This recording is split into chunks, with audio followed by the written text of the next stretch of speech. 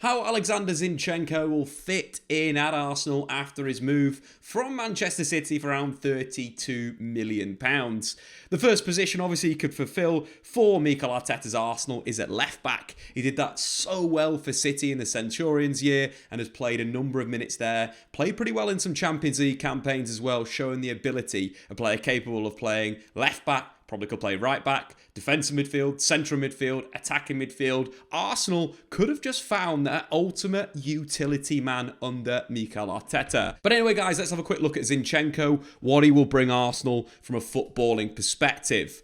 I'm a big fan of Zinchenko. I think he's a very, very good footballer. Very well-rounded without any real weaknesses. When you're taking a look at what he's achieved at Manchester City, all the trophies he's won, the experience he has playing for the Ukraine in a number of international tournaments, is a really interesting one. You know, quick, agile, got great work rate, intelligent footballer, tactically very versatile. But I think the big thing that's really interesting, technically superb. Kyle Walker, his Manchester City, or his former Manchester City teammate, should we say, picked him out as one of the best technicians at City in 2022. There's a reason why Guardiola keeps certain players around the club, and someone like Zinchenko that can play multiple positions, but with real quality, is a real asset. The one weakness you may say is a little bit one-footed. He's supreme on that left foot, not as good on the right foot, but that's not really a problem. One of the big things I've said previously, the more left footers you have in one team, the absolute better. Opens up different passing angles, it's different for players to play against, and I think Zinchenko has that quality. Let's take a further look at last season at Manchester City. Zinchenko in the Premier League played 15 games and only made 10 starts. A real reason why, he's moving is to get more game time and play consistently within a season. But I think first and foremost, that game, the final game of the season against Aston Villa, was a humongous game for City. They were 2 goals down through Matty Cash and Coutinho for Aston Villa. And then, of course, at half-time, Zinchenko was brought on to add some more control. City were really struggling with their system, and they needed a bit more ball playing and control in the final third. And Pep obviously went to 2 of his bench numbers. Gundogan, who came on and scored the 2 goals, but arguably Zinchenko changed the tempo of the game, really controlling the ball in that final third. Grabbed himself an assist, won all of his duels, 1 out of 1 aerial duels, 3 out of 3 ground duels, completed 94% of his passes, 2 key passes in a game of such magnitude, and 3 out of 3 dribbles. If you remember that game, he was driving inside quite a lot and drawing Villa players in, which allowed City to isolate their wide players 1v1 and create those superiority overloads, winger against fullback, similar to how Arteta does with a Saka up against his opponent. I think the big thing with Zinchenko, when we're looking around his statistics, Zinchenko is ranked number 1 for defenders for progressive actions per 90 across Europe's top 5 leagues. 18.11 progressive passes plus progressive carries per 90. The sample size, of course, is quite, is lower than you'd expect with the minutes he's played, but those statistics are very, very important. With Arteta's style and how Arsenal now play out from the back, having progressive players in there, at fullback especially, really important in terms of the progress. And I quite like the signing in terms of Kieran Tierney as well. Obviously, Tierney's had his injuries, but when he's played, he's been superb. Now there's a very, very good backup. Arguably, Arsenal have 2 of the best left-backs in the league, which is, going to help them compete for trophies and also league position. So going back to where he'll fit in at Arsenal, of course, the basic Arsenal 4-1-4-1 shape would be with Zinchenko on the left-hand side, moving into this inverted position.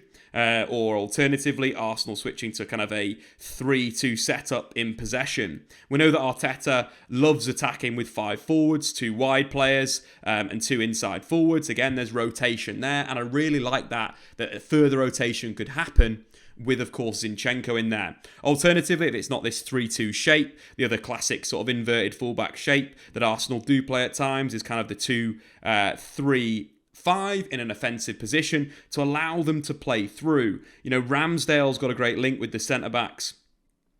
Ben White and Gabriel, we see them time and time again, popping the ball in and around the box and then looking into midfield. And Zinchenko coming from a wide area, starting in a wide position, moving inside would be a great way for Arsenal to kickstart their possession plays out of the back. And I think that is a humongous, benefit for them to go forward. I think in the final third as well, there's some interesting iterations of this. Of course, Granit Xhaka is probably the next player that Arsenal may need to upgrade. You know, he's done a fantastic job in this kind of advanced 8 position, and I think he's got real quality. There is still that mistake in him, there's still that red card in him, but even playing Zinchenko higher up, allowing Tierney to play as the fullback, and then Zinchenko playing a little bit more of an attacking role in the final third could again be a great use of the squad. You think with Emile Smith-Rowe, he likes to play a little bit closer to goal, so Zinchenko could arguably start more as a defensive midfielder. Tomiyasu again slightly tucked in at right back, and Tierney could provide the overlap in the final third like he loves to do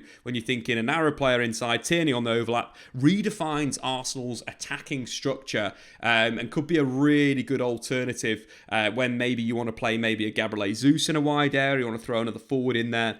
You know, let's say an Eddie Nketiah wants to come into the side, Jesus maybe from the left wing. You're adding another striker to that attacking lineup, which could unlock really deep, stubborn defences. Zinchenko more of a left-sided central midfielder in this setup. Or finally, if we're looking at, you know, a role that he's played for Manchester City quite frequently, if let's say we're throwing in a Fabio Vieira into the team, maybe Odegaard in this motion is more involved in the build-up deep. Again, you're playing with the 2 forwards. Zinchenko could operate as that attacking player. There's many times at City that we've seen, City really struggle to break teams down. PSG in the Champions League was a great example of that. And then City started to use the ball over the top to Zinchenko from their goalkeeper, from Ederson. Something that Ramsdale could do, and something that would add a different aspect to the play in the final third. You know, we've got multiple creators in there. Fabio Vieira, we've got Odegaard in there, Saka's creativity, we've got 2 goal scorers in Zinchenko. That's pretty nifty in the final third. I think could be a great option for the Gunners and a great option for Arsenal. My final thoughts on Zinchenko, I think he's going to be a great signing for Arsenal. And again, I think he's the guy that Pep really trusts in kind of the latter stage of the Champions League to come on, do a real good job. Think about his performance against Real Madrid in both legs, you know, dominant at the top level of European football, is, you know, one of those things that kind of stands out for me. It always seems that Guardiola goes to Zinchenko at the back end of the season, especially in the Champions League. That performance against PSG was one of the best left-back performances I can remember in recent years. You know, looking at the statistics, won 4 out of 4 of his tackles, 100% of his ground duels, 96% pass accuracy in such a high game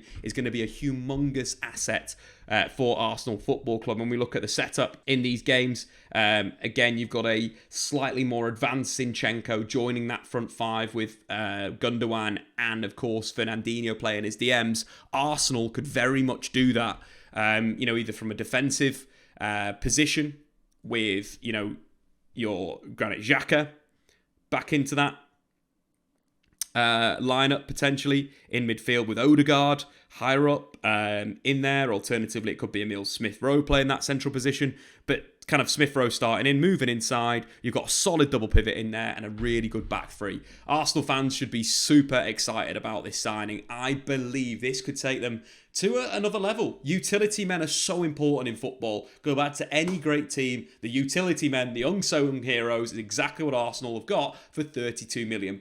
Guys, if you're new round here, of course, smash that subscribe button. Check out Sneak Energy. Check out SofaScore. And let's get this party started.